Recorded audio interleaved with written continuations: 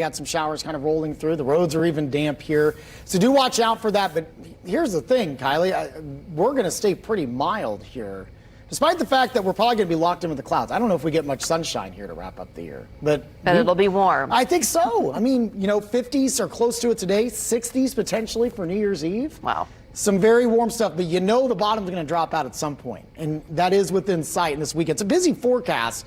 I want to walk you through here. First and foremost, the fog situation. It's pretty much widespread across the state. Not super thick. We don't have dense fog advisories issued anywhere, but just be aware of some issues with visibilities here as we go through the next several hours if you're doing some traveling here early this morning.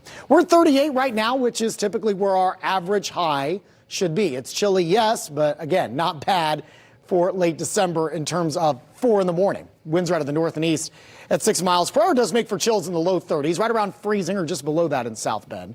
Fort Wayne 33, Kokomo 34, Lafayette 33, Muncie 38. Then you see some low and mid 40s once you get south of I-70 here for this morning. Local view on Storm Tracker still squeezing out some very light showers basically along the US 31 corridor, and that does include parts of Indianapolis, and that is moving to the east. Also east central Indiana. You might have some light wintry precipitation working through northeastern Indiana up around Fort Wayne. But most of this is now working out.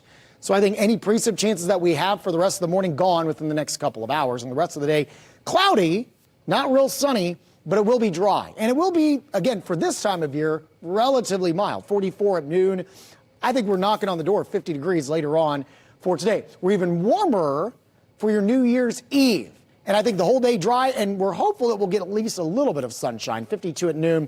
And I've got highs in the upper 50s tomorrow afternoon. Now, huge weekend changes on the way. Let me walk you through this in detail. Futurecast, again, no problems today, just locked with the cloud cover. Same thing for Friday. Again, maybe a few breaks Friday afternoon. This is midnight. As we ring in the new year, you're starting to see some showers arriving, rain showers from the south. So be aware of that if you're leaving any festivities, that it could be a wet drive home. And then this will really fill in as we roll through your Saturday. This is Saturday afternoon. Most of our state in the warm sector of this storm complex. You can see northern Indiana locked in with some snow. Could be heavy at times in northern Indiana for Saturday afternoon. Be aware of that. That snow will likely continue into very early Sunday morning before the system completely pulls away. We're going to get much colder air to follow that. In terms of snowfall accumulation, I'm not married to any amounts yet, but I do think the areas of deep blue, you could see at least a few inches, more than 2.